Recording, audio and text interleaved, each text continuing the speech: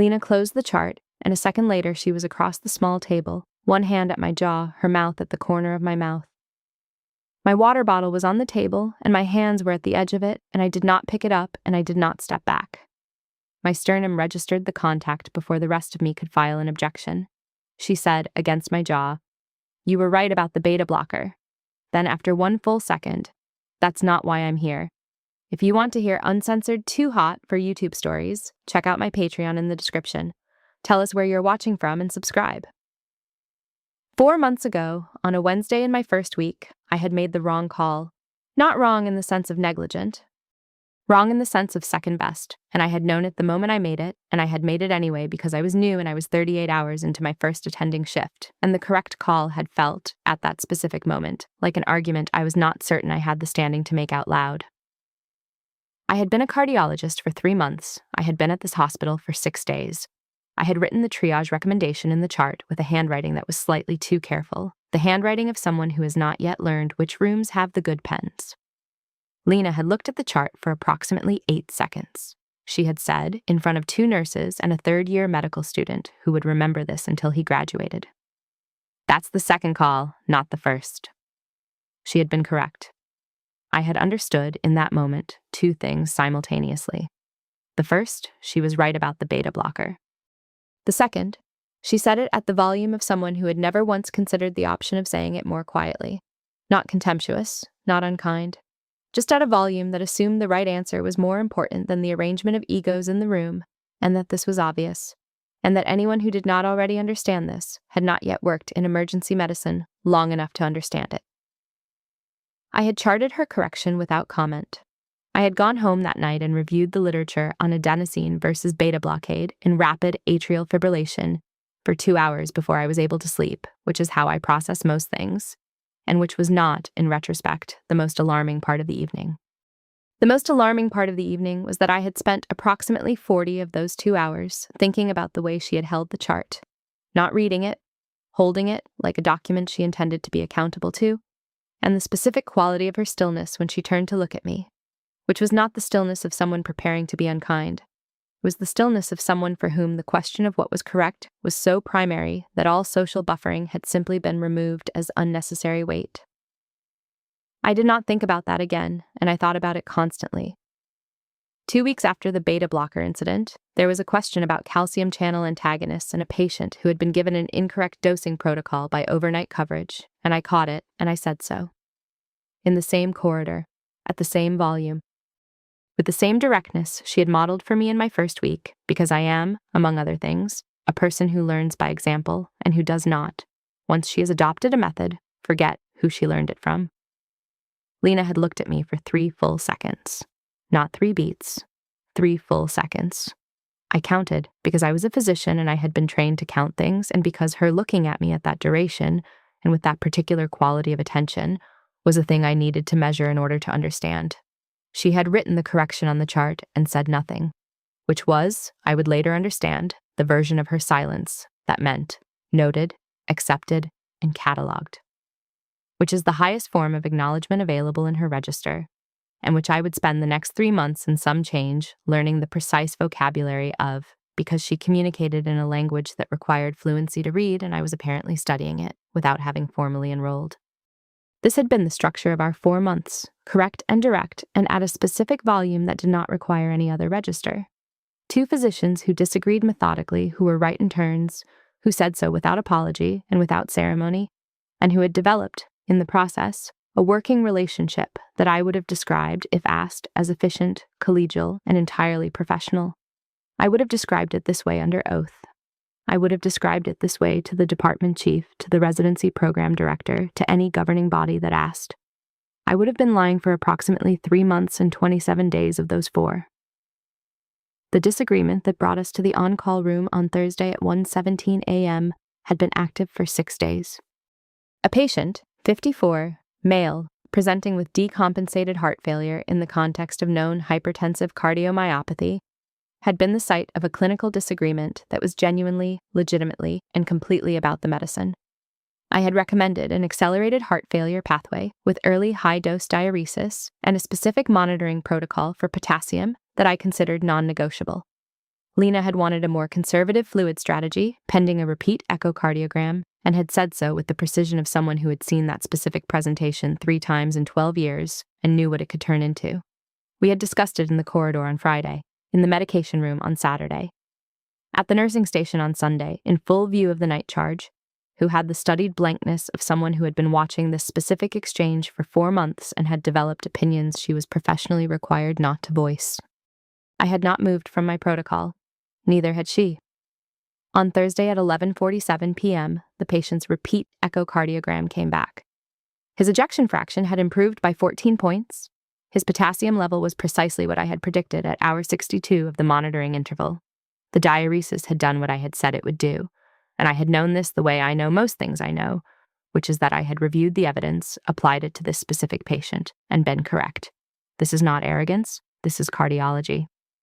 Lena had written the outcome note herself.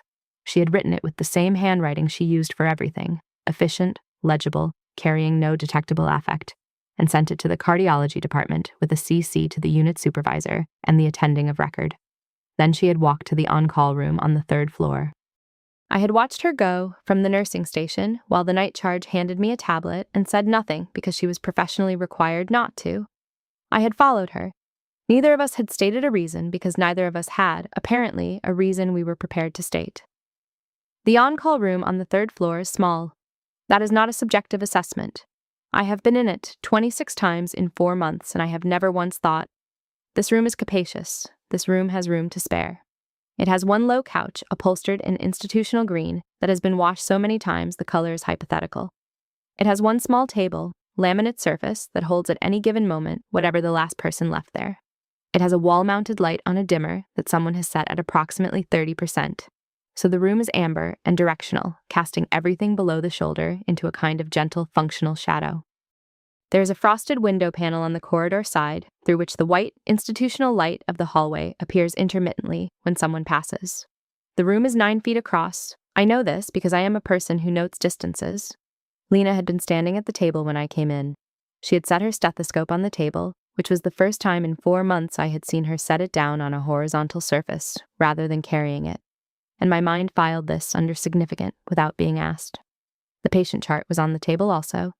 2 plastic water bottles, both half empty, from the same supply room on 2 adjacent hours. The HVAC ran at a specific low pitch, the kind of sound that is not silence, but functions like it. And through the frosted panel, I could hear the distant PA at its nighttime frequency, calling to other rooms, other floors, other versions of this building that were not this room. I had sat in the chair on the far side of the small table. She had remained standing. This had been, for approximately 45 seconds, the complete configuration of the room. Then Lena had begun to debrief the case. This is a normal post-shift practice. This is a thing physicians do. You review the case, you review the decision tree, you note the places where the clinical picture could have been read differently and flag them for your own future reference. It is how the best clinicians get better. It is how errors are prevented in future cases. It is, in the context of a significant patient outcome, a completely appropriate and professionally unremarkable thing for the senior physician to initiate. I understood this. I also understood, within approximately the first 30 seconds of her speaking, that this was tonight also something else entirely, and that the something else had been true of our entire 4 months, and I had simply not placed it in the correct diagnostic category. Her voice, at its debrief register, is different from her ordinary clinical voice. Her ordinary clinical voice is precise and mid-register and carries all the information it needs to carry without decoration. Her debrief voice is lower, not quiet, lower in the way that frequency is different from volume, a depth that settles into the room differently than her working register does. It is the voice she uses when she is most certain about what she is saying, when the certainty has moved past the need to argue and become simply a fact she is stating in the vicinity of someone she trusts to understand it. She used it now. She was talking about the potassium panel from hour 6. The specific values I had cited in my protocol recommendation, the values she had reviewed and disagreed with, the values that had been correct. She was talking about it with the same flat specificity she brought to every clinical question, naming the numbers, naming the differential, naming the decision point at which the 2 approaches diverged. And I was sitting across the small table, and listening to her. And something at the base of my sternum was doing something that I would not have found in any differential I had ever run. Warm, specifically warm. A warmth that was not related to the HVAC's ambient output, which I had already catalogued as insufficient for the room temperature. A warmth that was related to her voice at this frequency in this room at this hour, which was not a clinical observation, which was in fact the least clinical observation I had made in my 3 months as an attending at this institution. I did not move. She was mid-sentence. She was talking about the potassium panel. She was talking about hour 6. She was talking about the specific moment at which she had reviewed my recommendation and had made her own assessment and been wrong. And she stopped. She stopped and she looked at me. Not at the chart. At me. This was not a clinical look. I know what her clinical looks are. I have been cataloging them for 4 months. The chart look, which is downward and efficient. The patient look, which is direct and comprehensive. The disagreement look, which she gives me when she has reviewed my position and found it insufficiently supported by the available evidence, and is about to say so at the volume she says everything. This was none of those. This was something that did not belong to any of her clinical registers and which had been available in her face. I understood now, for some portion of 4 months, that I was not going to estimate at 1 a.m. in a room 9 feet across. She said, "You knew." 2 words. Flat. Not the debrief voice, not the clinical voice. The voice beneath both of those, which I had not heard before, which sounded like the voice she used when there was no longer a reason to be at any other register. My hands were on the small table in front of me. I had placed them there approximately 6 minutes ago when I sat down, and I had folded them together with the specific composure of someone whose hands are folding themselves, while their owner's sternum registers things it has not been asked to register. "Yes," I said. She looked at me for 1 more second. Then she said, "How long?" It was not a question about the potassium panel. The HVAC made its specific low sound. Through the frosted window, the corridor light shifted as someone passed, white and brief and entirely unrelated to anything in this room. My hands were folded on the small table. Lena was still standing, and she had not looked at the chart since the moment she stopped mid-sentence. And I was looking at her in the low amber light, and the something at the base of my sternum had moved now, had become a warmth that occupied the full middle of my chest, that had moved up from the base to the center, with the specific progress of a thing that has been there for some time and is finally being acknowledged. I said, 4 months. The room went very quiet. The HVAC continued.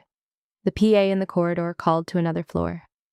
Lena stood at the other side of the small table and did not move, and the amber light was on her face, and her hair was coming loose on the right side from a 12-hour shift, the low ponytail unraveling at the temple.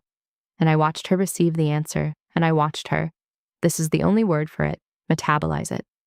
Like a clinical finding she had not expected, but which once stated she could not in good conscience dismiss. She said very quietly, 4 months. Not a question this time. She was saying it the way she said things she was accepting, testing the weight of the phrase against what she already knew. The way she repeated a value I had cited back to me when she was deciding whether to argue with it or accept it. And I had watched her do this for 4 months across medication rooms and nursing stations and the corridor outside Trauma Bay too. And I had understood the grammar of it each time, and now she was using it about something that was not clinical. Her voice had dropped a further half register when she said it. It belonged to no category I had. It was something that landed below my collarbone and stayed there, something that had a specific temperature and a specific weight. And I did not have a clinical term for it, and I was not going to look for one. She looked at her stethoscope on the table, her instrument, the thing she carried. In 4 months, I had not once seen her set it on a table and leave it there. She always carried it in her hands or around her neck, the unconscious habit of a physician who has done this long enough that the instrument is part of her body's resting configuration. She had set it on the table when she came in. She reached for it now, the automatic reach of someone whose hands know where it is without being asked, and she picked it up and held it and then set it back down. Once, with a specific finality. She did not pick it up again. I watched her hands return to her sides. I watched her look at me. I watched her look with a quality she had never once turned in my direction, in a clinical context, in a way that had no debrief structure and no differential and nothing professional in it, except the complete, honest precision she brought to everything she did. The warmth in my chest was now something I would have had to describe if anyone had asked as not strictly thoracic. I did not say anything. Neither did she. The patient chart was on the table between us, closed since she had stopped mid-sentence. Lena's pen was balanced across the top of it, the habit I had watched for 4 months. She always balanced the pen across whatever document she had last been working on, and I had watched it enough times that I knew the exact weight and placement of it without needing to look. And it was now on the patient chart in this room at 1 a.m., and I was not looking at it either. The HVAC ran. The corridor beyond the frosted panel went briefly white, then returned to its amber remove. The room was 9 feet across. Lena stood at one side of the table, and I sat at the other, and neither of us had moved toward the second door on the far wall, which led to the stairwell, which led to every other part of this building that was not this room. The second door had been available the entire time. Neither of us had used it. I had been aware of this for approximately 12 minutes, and I had filed it under, noted, not acted upon, still relevant. I uncrossed my hands and placed them flat on the table, palms down. It was not a gesture of anything. It was simply a change in configuration, the way you adjust your posture when you have been in one position for long enough that your body is asking for something different, and my body was asking for something different, and it was not a posture adjustment. Lena looked at my hands. She looked at them for one specific beat, the clinical duration, the 3-second assessment, and then she looked at my face.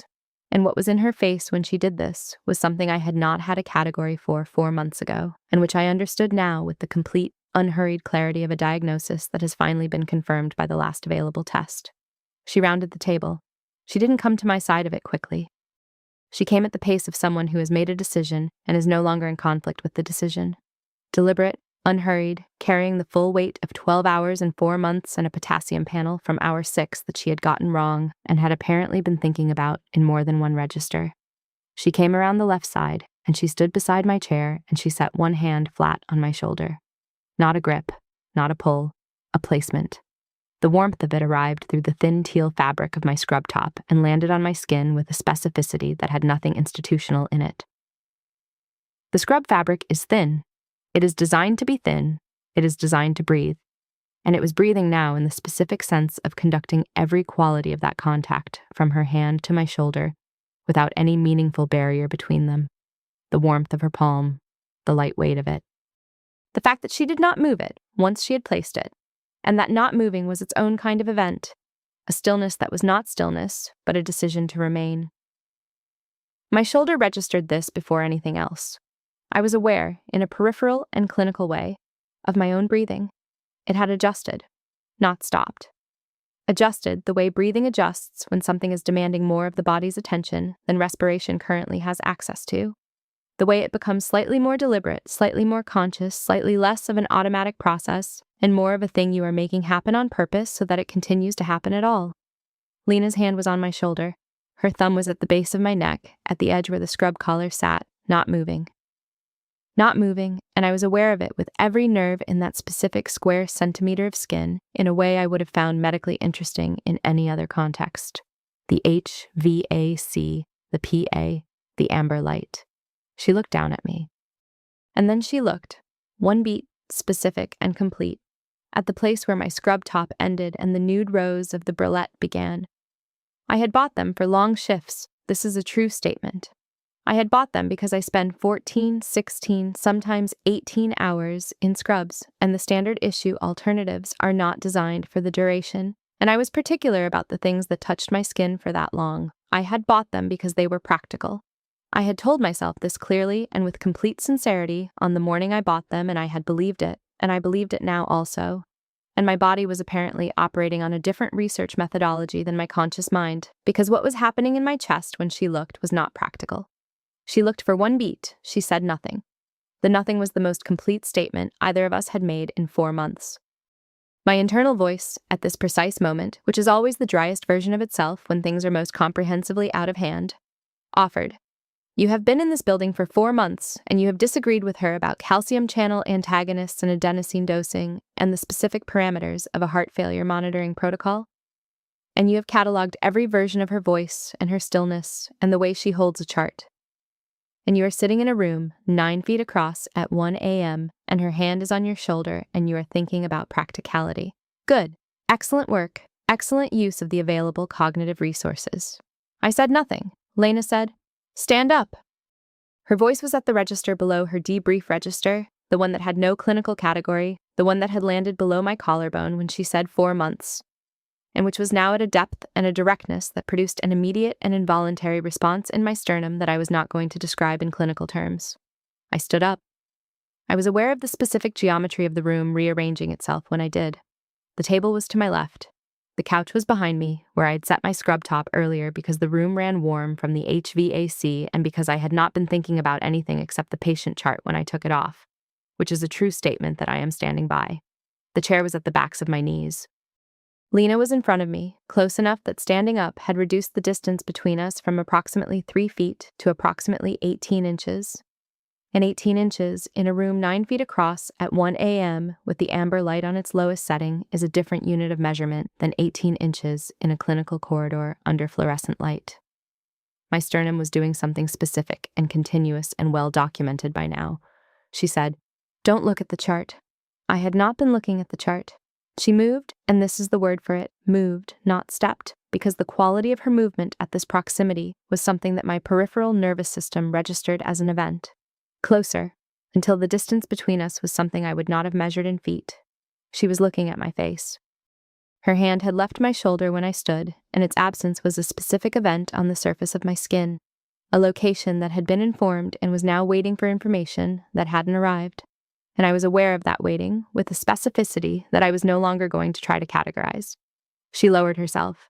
Not a drop, a deliberate reduction, a choice, her body coming to the level of my collarbone with the same precision she brought to everything, and her hands were at my waist, both of them through the thin teal scrub fabric that I was not wearing a full top over because it was on the couch arm, and the warmth of her hands at my waist through the fabric was immediate and bilateral and occupied both sides of the space between my ribs and my hip with a completeness I was going to have to add to the list of things my sternum was currently tracking.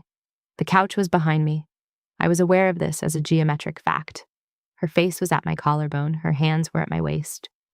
The room was very quiet except for the HVAC and the distant PA calling to another floor and the very specific sound of my own breathing, which I was still making happen on purpose, still making it a deliberate process. Because if I stopped making it deliberate, I was not certain it would continue unassisted.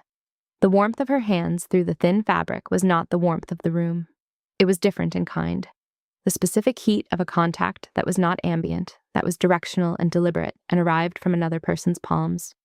And the differential between the coolish air of the on-call room and that contact was something I felt from my waist up into my sternum and back down. A line of warmth that was entirely and unambiguously non-clinical. I did not move. She did not move.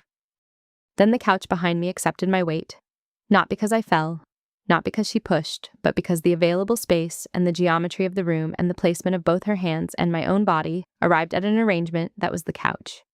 And I was sitting, and Lena was in the narrow space in front of me, and neither of us had stated a reason for any of this. Which was fine, because neither of us had stated a reason for any of the last 4 months, and the reasons had been accumulating perfectly well without being named. The patient chart was on the small table. It was no longer relevant to anything.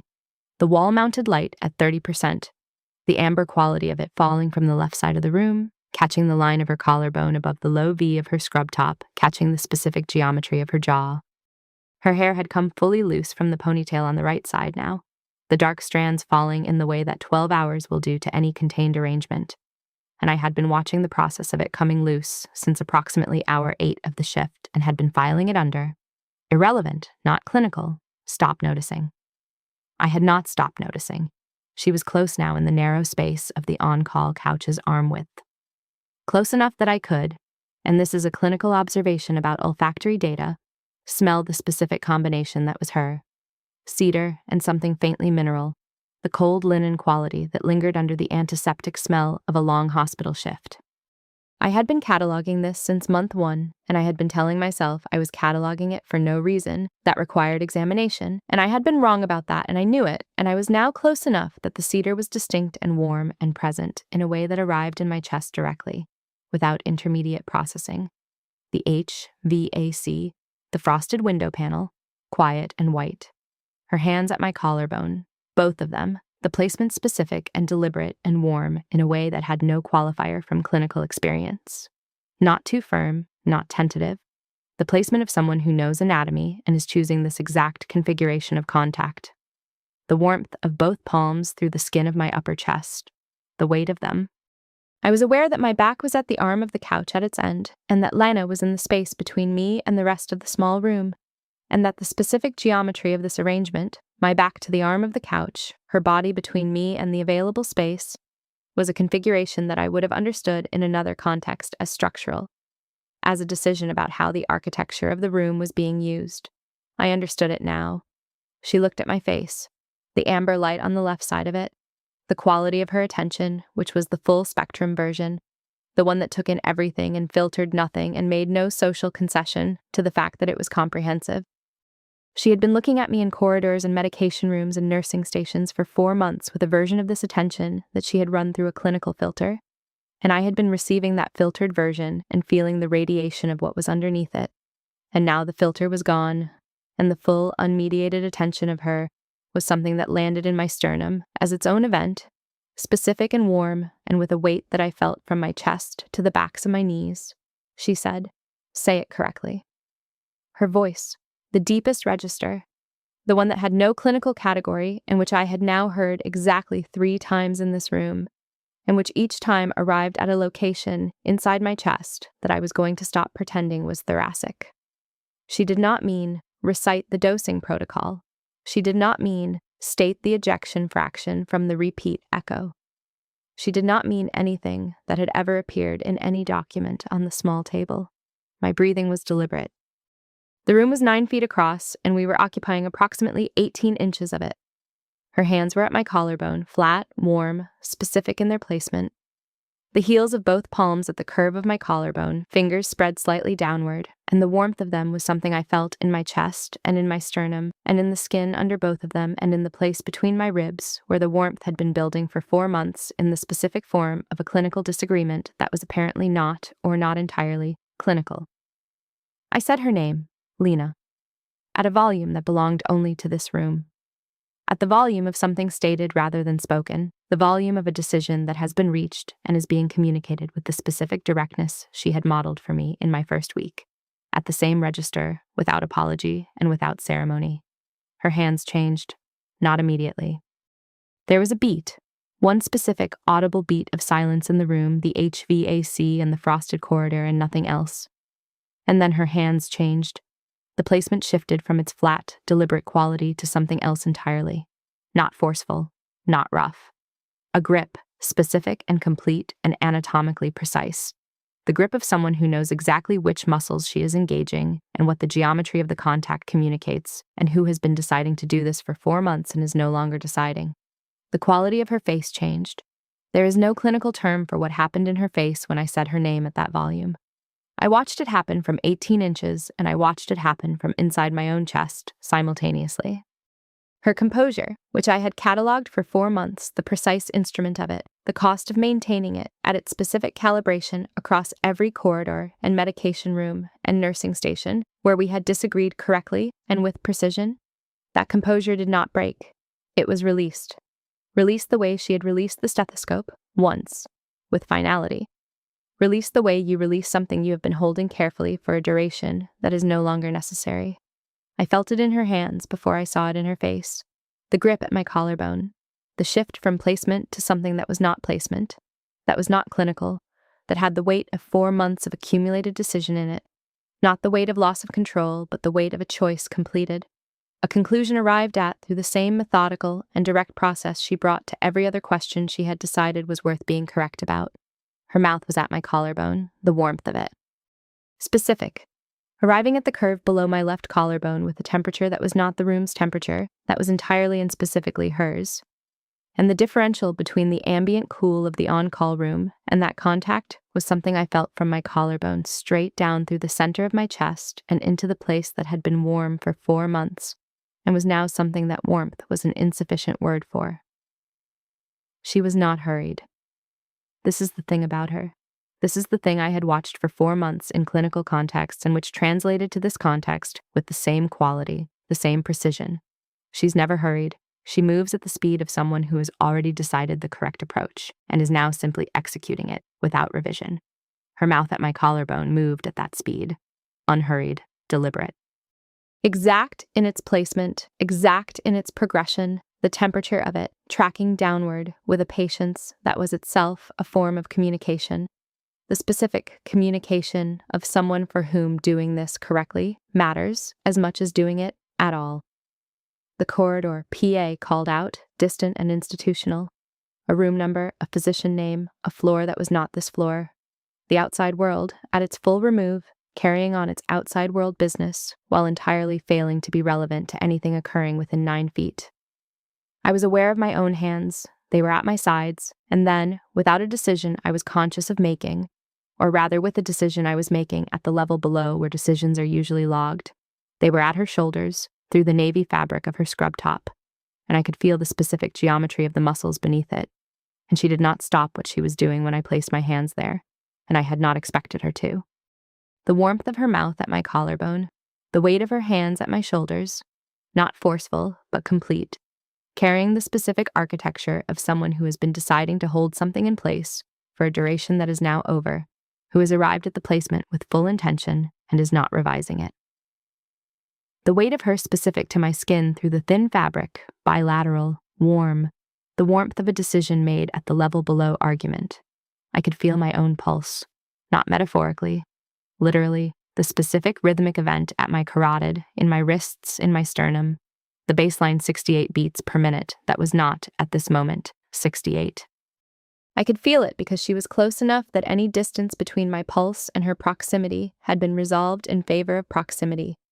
And my sternum was recording this with the same faithful continuity it had been recording everything for the last 4 months, which turns out to have been the longest-running cardiac monitoring study I had participated in, with the most comprehensive data, and the conclusion of which was now being documented in real time in the on-call room on the 3rd floor at an hour that was some minutes past 1:17 a.m. She lifted her mouth, not back, just up, from the collarbone to the jaw, and she held there, close enough that the warmth of her breath was a specific thing on the skin of my jaw and neck, close enough that the cedar and mineral of her was present and detailed, and the thing my chest registered most continuously of all the things it was registering. I did not say anything. She did not say anything. The room was 9 feet across, and we were in approximately 1 foot of it, and the patient chart was on the small table, and Lena's pen was balanced across the top of it, and neither of us was looking at it, and neither of us was going to look at it, and the chart was going to stay exactly where it was until someone with a reason to look at it did. Which was not going to be either of us, not tonight. Not for the 4 hours that neither of us was on call. Her mouth, just above my jaw, the warmth of her, the specific cedar warmth of her at this distance, which was not a distance that could be measured in any unit I had used before tonight. The weight of her hands at my shoulders, the weight of 4 months of correct, direct, methodical disagreement that had been, it turned out, the specific vocabulary of something neither of us had chosen yet, and both of us had apparently been choosing for some time. I closed my eyes. The HVAC, the distant PA, the amber light, warm behind my eyelids. Her hands at my shoulders, not moving, not tightening, simply there, complete. The architecture of being held in place by someone who has been deciding to do this and is done deciding, who is now simply here in the room at the configuration that the room and the hour and the 4 months have finally permitted. And there is no revision to this configuration because the revision was the 4 months and the 4 months are done. My breathing had stopped being deliberate. It was happening now on its own, not evenly, not at 68 beats per minute of the respiratory equivalent. At the rate of someone in a room 9 feet across at some time past 1 a.m., in contact with the specific warmth and weight of someone she had been in careful, methodical conflict with for the duration, and who was now in no conflict with at all, or in a different kind entirely, the kind that has the same structure as the argument and has simply been running in parallel this whole time. She said, against my jaw, her voice at the deepest register, the one with no clinical category, at a volume that belonged only to this room. 4 months, not a question, not an accusation, the way she had said it the first time tonight, testing the weight of it, accepting it, the way she repeated values she had decided to stop arguing with. I said, yes, she made a sound, very quiet. In the space of the institutional silence and the HVAC and the distant PA, a very quiet sound at the back of her throat, the sound that, I had understood now, was the specific version of her acknowledgement that she did not know she was making. Not controlled, not produced. The sound that arrived below the level of her discipline. The way her composure had released below the level of decision. The way her hands at my shoulders had the weight of something that had been held carefully, for a duration that was now over. I felt it in my sternum. It stayed there for a long time.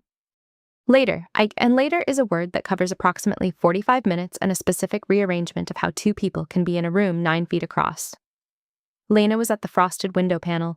She had put her scrub top back on. Navy, the V slightly more settled than it had been. The shift's accumulated weight still visible in the fabric, but the garment itself back in its correct configuration. Her stethoscope was in her hand. She had picked it up from the table when she stood, the automatic reach, and this time she had kept it. Had looped it through her fingers the way I had watched her do it for 4 months. The instrument returned to its resting position in her body's configuration. She was looking at the frosted panel. The corridor beyond it was white and intermittent, other people moving through other parts of this building at the hour that was now, I estimated, somewhere past 2 a.m. The PA continued its institutional operation. The HVAC continued its institutional sound. The amber light was still at 30%, still catching the left side of her profile, her jaw, the loose dark strands at her temple that had not been repinned. I was on the couch. My scrub top was back on. The patient chart was on the small table, closed, Lena's pen balanced across the top of it, where she had placed it when she picked up the stethoscope. I had watched her do it, the automatic habit, the pen balanced exactly so. And I had watched it from a context that was different from every other time I had watched it, which was also somehow not different, because it was still the same precise, habitual, specific thing, and it still carried the weight of someone for whom the details are not incidental. I knew the weight of it now in both senses. The patient chart, closed, the case resolved, ejection fraction improved 14 points, potassium panel exactly as I had projected, outcome note written and filed. That was the official reason we were both on this floor at this hour, and the official reason was accurate as far as it went, and it did not go very far. Lena crossed from the window. She did not say anything first. She came back to the couch and sat down beside me, not across the table, not in the chair, beside me on the institutional green couch that had been the geometry of the last 45 minutes, and which I was now going to have a very different relationship with for the remainder of my time at this institution, however long that turned out to be. She sat down. And without looking at me, she was looking at the patient chart on the table, or at the middle distance, at the specific unspecified point that is not a chart and not a person, and is the place you look when you're doing something and would prefer not to make it into a theatrical event. She reached over and took my hand, not interlaced. Her palm over the back of my hand, over my knuckles, the specific grip of someone who knows the anatomy of a hand very well and is choosing this configuration with the same deliberate precision she brings to every other choice. The heel of her palm at my knuckles, her fingers at the back of my hand. Warm, hers were always warmer than expected. I had now confirmed this on 2 separate occasions. And waited. She did not look at me. I looked at her profile, the jaw, the loose dark hair at the right temple, fully out of the ponytail now, the shift having completed what it had started. The stethoscope in her other hand, looped through her fingers. Neither of us spoke. The HVAC ran its low institutional pitch. The PA called to another floor, another room, another physician whose Thursday night was not this Thursday night. Through the frosted window panel, the corridor light moved in its intermittent white way.